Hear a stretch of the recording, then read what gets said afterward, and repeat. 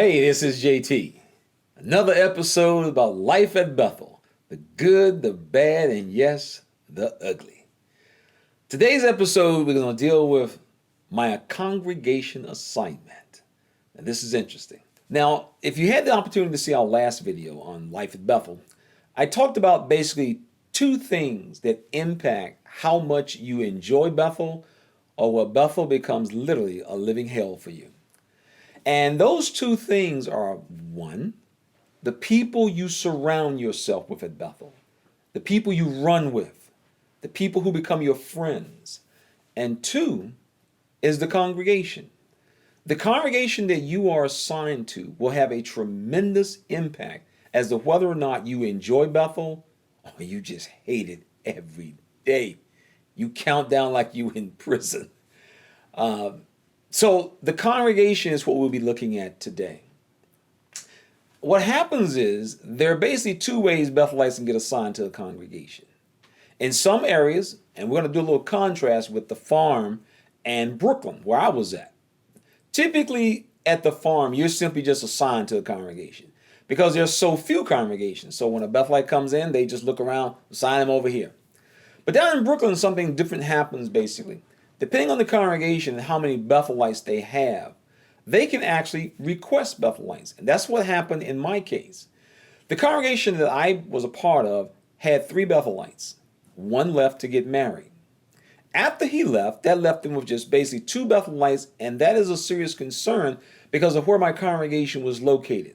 My congregation was located in what is known as Harlem, the hood.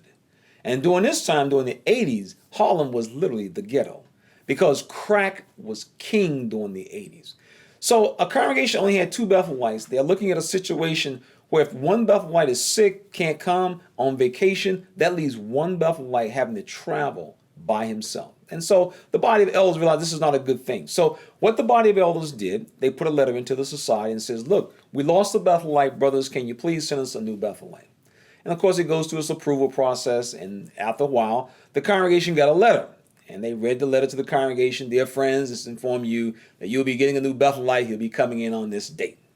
And of course, that's when the wheels start. That's when the mothers, they get excited. Single man's coming in. That's when the single sisters get excited. Another single Bethelite. What is he going to look like? What is he going to talk like? How is he going to sound? Is he going to be a nerd? Is he going to be introvert? Is he going to be outgoing? What is he going to be like? And that's the kind of question that starts being asked before you even get to the congregation. And little do you know, they're ready when you get there. So as I mentioned before, typically Bethelites, they roll in on a Friday. So that Saturday afternoon, the Bethelites in my hall, they said, look, we're going to take you out to the congregation. Going out to the congregation, introduce you to some of the friends. So of course, the first place we go is we go to the presiding overseer's house. Today they're known as the coordinator. And we stopped by, he wasn't there. So we met his family, then we moved on. So basically the new Bethelites were taking me around, introducing me to all the friends in the congregation.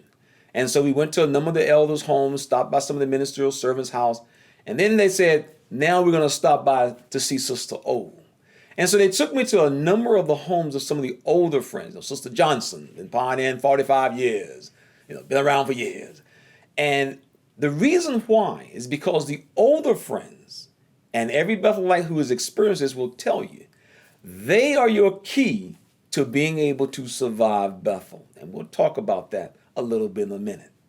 One of the things, as I mentioned, is the congregation is what drives your ability to be able to stay at Bethel, enjoy Bethel, or just simply hate it. And it varies for Bethelites. The experience of each Bethelite is different based on that. Typically in congregations where there are very few Bethelites, the Bethelites are celebrated, they're appreciated, the friends go out of their way to do things for them. And in congregations where you have a lot of Bethelites, there are just so many Bethelites that sometimes they literally overpower the congregation. And people are assigned to these congregations for different reasons. Typically at the farm, people are assigned to congregations because there's just so few congregations. Whereas in Brooklyn, it's a little bit different. In Brooklyn at the time, there were so many congregations in New York City, being that's where the headquarters was. All kinds of foreign language, French, Portuguese, Italian, Chinese congregations. I mean, all kinds of Spanish congregations. So you had all these variety of congregations that you could actually end up getting assigned to. And in some cases, brothers would actually request to be moved to, especially foreign language congregations. One of the things I noticed about the congregation assignments, an African American brother could literally be sent anywhere in New York City, the Bronx, Harlem, Bed-Stuy, Queens, wherever. He could be sent anywhere. But the society was somewhat cautious about where they would send some of the Caucasian brothers. And as a result, it limited the number of congregations that they could actually be assigned to many times. And as a result, their congregations were filled with Bethelites, 30, sometimes up to 50 Bethelites. And all these would translate into elders and ministerial service in a matter of time. I remember a number of Caucasian brothers that I would take out to my congregation, and they just couldn't believe how the friends treated us in our congregation because it was just so few of us. Whereas in their congregation, it was just a few friends, and you had 50 Bethelites, so you weren't really treated any way special at all. But in our congregation, the friends, they really celebrated having a Bethelite in their hall. As I had mentioned before, the older friends were the key. I remember so many times, because the schedule at Bethel, you typically, when you get off, and at that time we was having 2 meetings during the week, you get off at 5, take a shower. By the time you get dressed, you many times would not have time to go down and have dinner. So you have to just head on to the Kingdom Hall. Well, the friends of the congregation knew that the Bethelites typically didn't eat, and they took care of that. In our hall, we literally had a little rotation among the older friends where they would bring food. And so you would know, you walk in the Kingdom Hall and you see Sister Johnson coming to you with a little brown paper bag, a little grease in the bottom. She cooked some fried chicken, potato salad, coleslaw, all that kind of stuff. And so the friends took care of you. And so it helped you in making your transition to New York City. And for me, I was so thankful because, I came from North Carolina. I came from a small place. The last census that was done in a little place I'm from in North Carolina, population 375. So I'm transferring from a little place in North Carolina to big New York City, whole different place.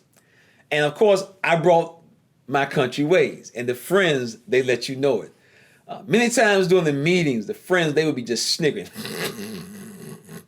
And the reason why is because you have that southern drawl. Y'all, no, go put it in the zinc over there.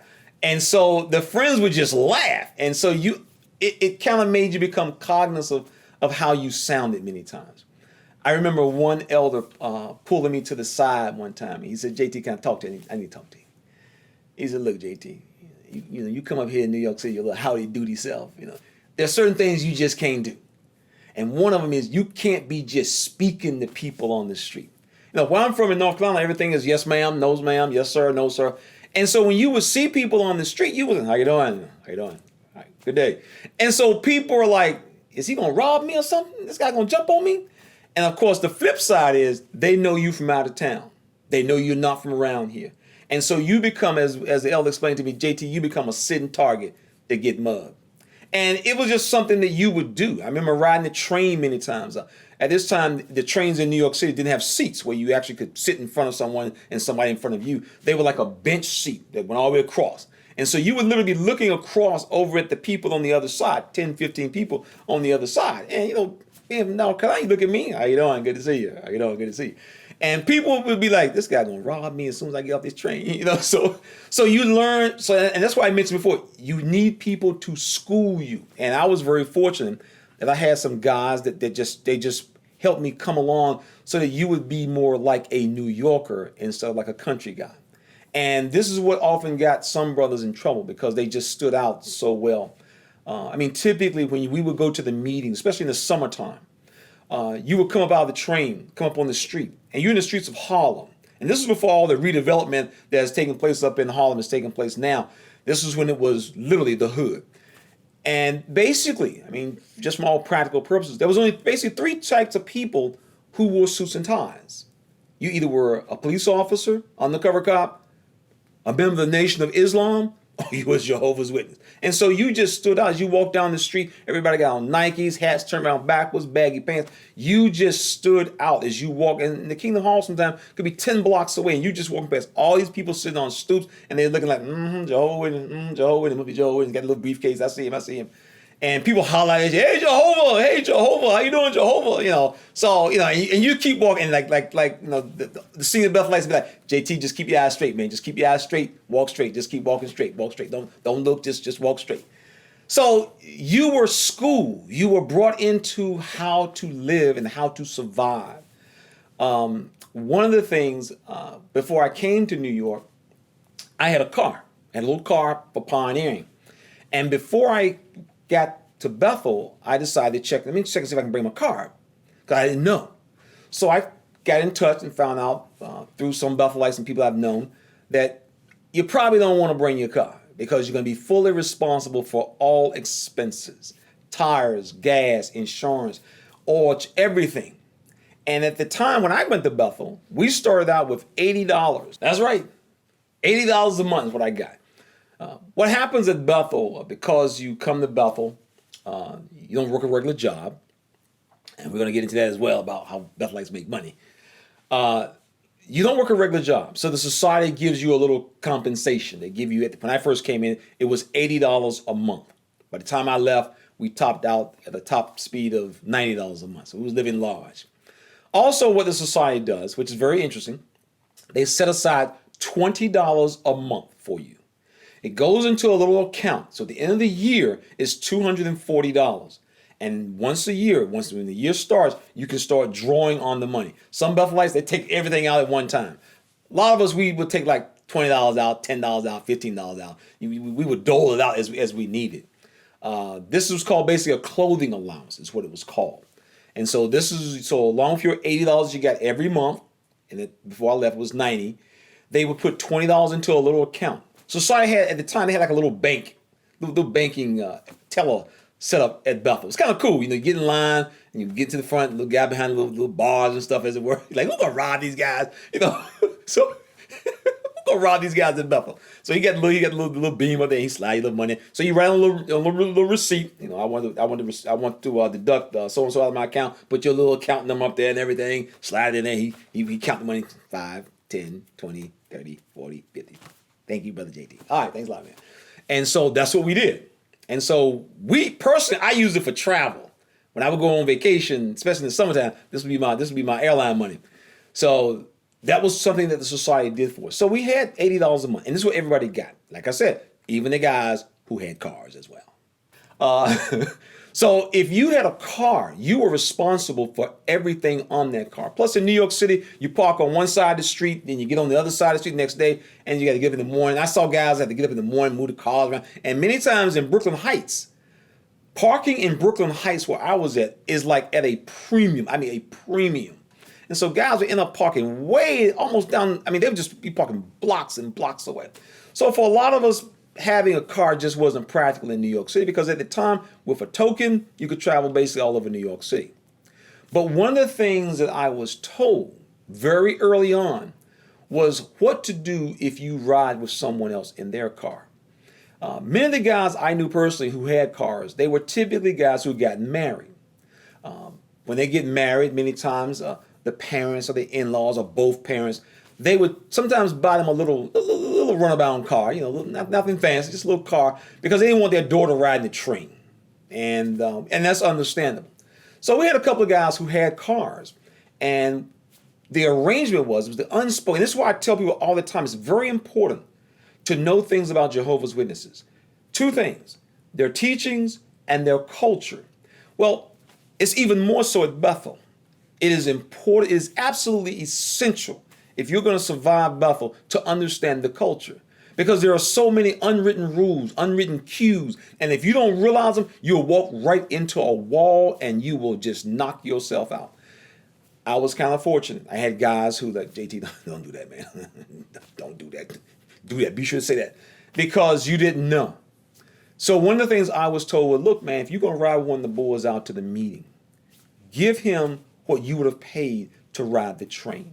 So at Bethel, the token, at the time it was the New York City token, like a little coin. Then they have a little card like they have here in Washington, D.C.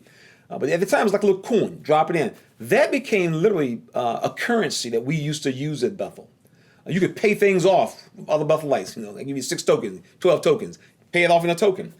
And so you understood if you were riding out to the congregation or to your meetings with someone, you often have a couple of little gas. Because keeping in mind, it's very important to keep in mind, this Bethelite driving this car, he getting the same $80 you get. He just has a ton of expenses to try to cover. So we understood that. I always, whenever I would ride with somebody, give me a ride, and there was a couple of tokens, man. And basically, you could just give them the token for the one-way ride, and that would be sufficient.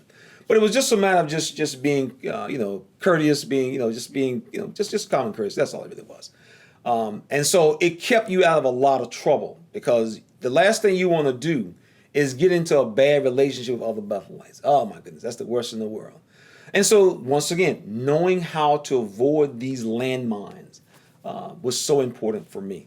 That was probably one of the biggest things, by being around the right set of guys, older guys who were experienced, who knew, they could tell you it made all the difference for me personally. So this is what is helping me to be able to make it in the congregation. And typically, after about a year at Bethel, most of the time in most congregations, you come in like 19 years old, so then you're moving to about 20, 21. The body of elders will bring you to the back. Typically, the service committee, 3 brothers bring you to the back and says, look, Brother JT, we've been discussing among the body of elders about increasing the number of brothers giving public talks.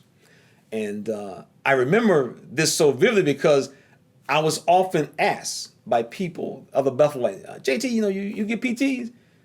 JT, you get PTs yet? And I'm like, PTs? What's a PT? And I was just, do you get PTs? Yeah, I get PTs. You get PTs? I'm like, what's a PT? Public talk. Didn't know what it was. Never heard it called it before. And so the body of elders, the service committee asked me to come in the back, and they says, look, we want you to give a public talk.